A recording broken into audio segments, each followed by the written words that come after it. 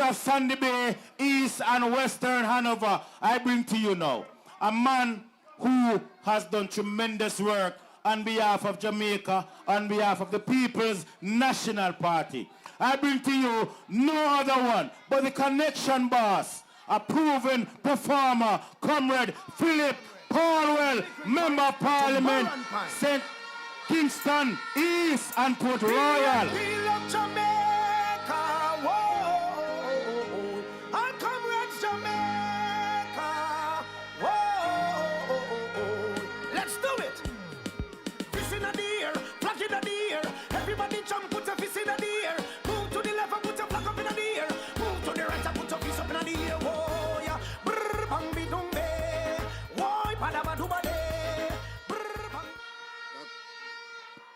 That tune is bad.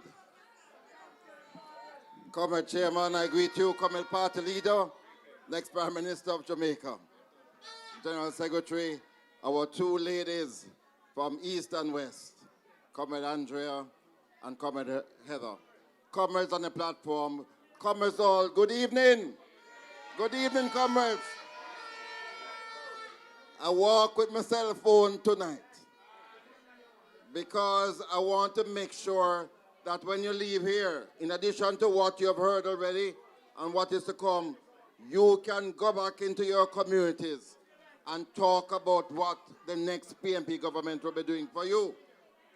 But Party Leader, let me start by saying, yesterday, and you have to listen to this, comrades, you have to listen to this one. I was in my constituency office, and a youngster came to me with his father and said, MP, I need help to go to university. So I said, what you have there? Him say him have his approval from 2022 to go to UE. And I said, so why you're not into university? Him say, them couldn't afford it. So them want to go this year, and if them have to sell everything, them going to university. So I said, today, because of all the demand that I have, I can only give you $50,000 towards your tuition. But, and when I look at the qualifications, the local youth had 6 1s and 2 Bs, 2 2s. So I said to him, you should have been in university long ago. So I'm going to give you $50,000 now. But when PNP win, you go into university because you're the first in the family for free. For free.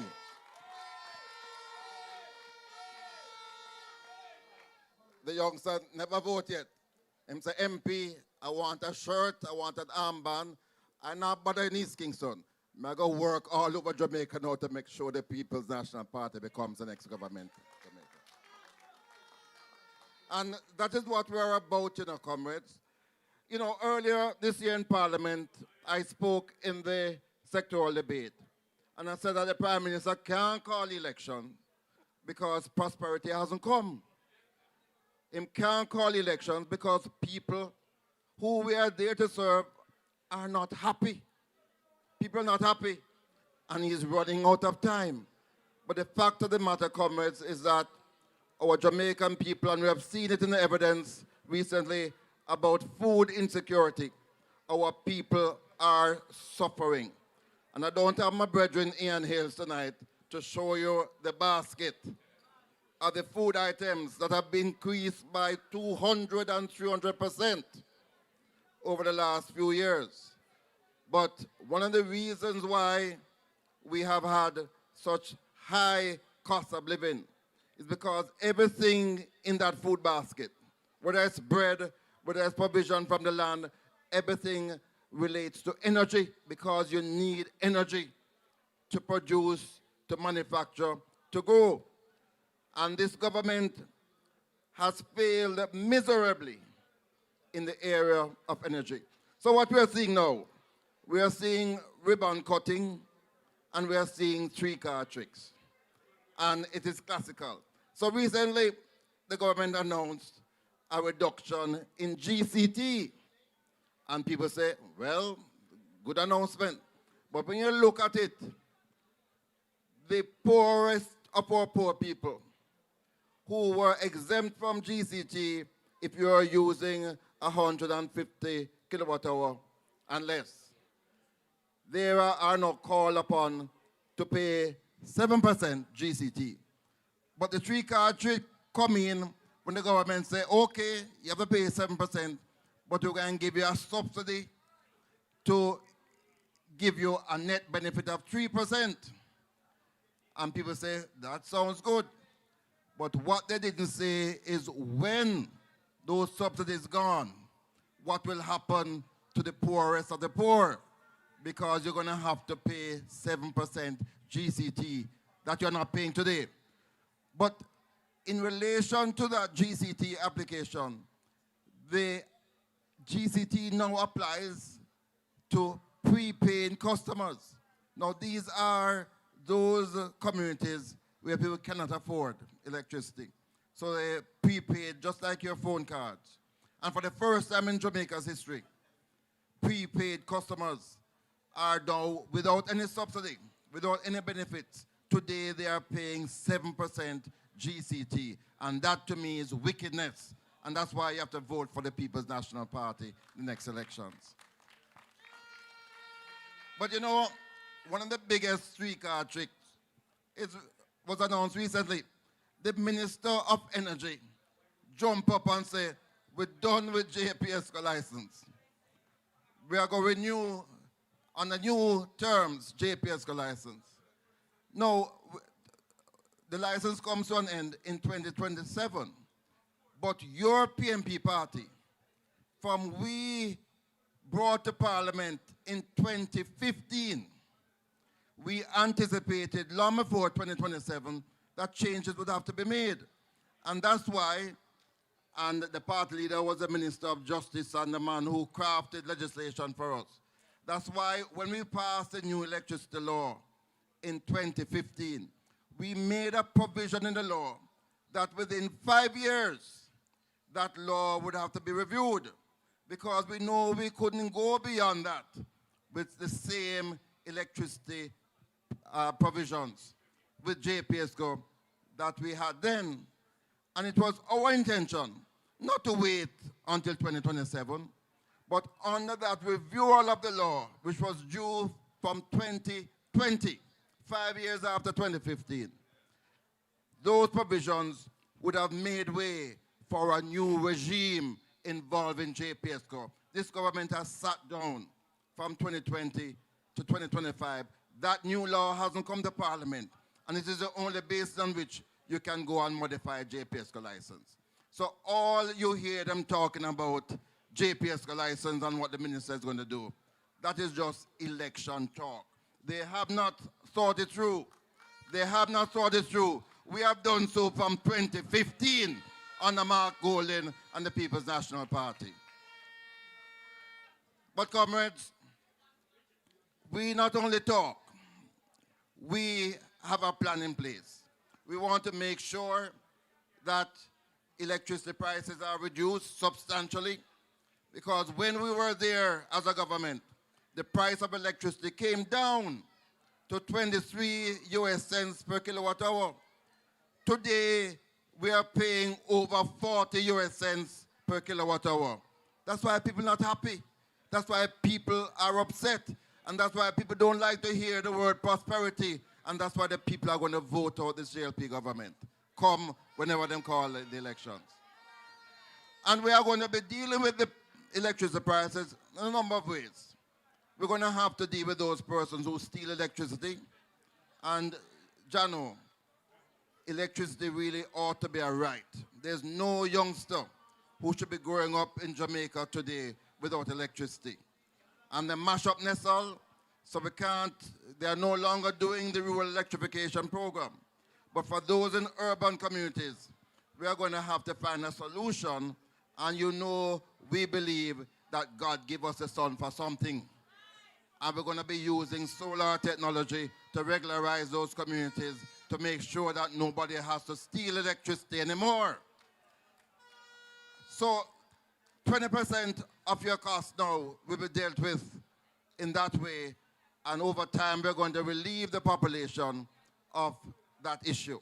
But more than that, We want to make sure that you are independent. You don't have to rely on JPSCO for electricity. And we are going to provide you with the facility.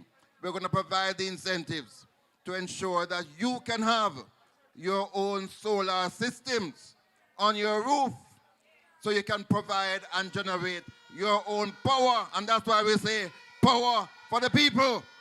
Turn up the thing, PNP. Turn up the thing, PNP. Turn up the thing, PNP. And not only that, we want to ensure that when you supply your own power, we're going to give you the incentives so that you can generate more than you need, so you can also sell back to JPSCO, and them should no longer go and get expensive electricity to supply to the country, because solar is much cheaper today. We have to ensure that other things be done over time. But I don't want to come here tonight and not talk about a critical area of my portfolio, because we talk a lot, you hear a lot about climate change, and many people don't understand it. We speak about the environment, and there are many things that you and I can do to make sure that our environment is not damaged. The way we cut down our forests, the way we throw garbage all about the place. There are so many things that we can do about the environment, and we as a government will insist that those businesses that are infringing their license to operate in Jamaica by doing things to affect our rivers and so on, that they will pay for those things. But when we talk about climate change, well, first of all, we have to big up Sister P, because she was the first Prime Minister in this hemisphere to establish a climate change ministry. Now, climate change is much different from when we speak about what we must do about our environment. Because climate change, which you feel the impact of by the fact that droughts are becoming far more frequent, the temperature getting hotter, and very soon you are going to see the rise of sea levels. Much of that has nothing to do with us, because it is caused from what we call the greenhouse gas effect. The fact that a lot of carbon dioxide is now out there in the atmosphere due to the activities of industrialization. So the more they burn fossil fuel, the more carbon dioxide gets into the atmosphere. And the more that has the effect of creating this impact on the entire globe.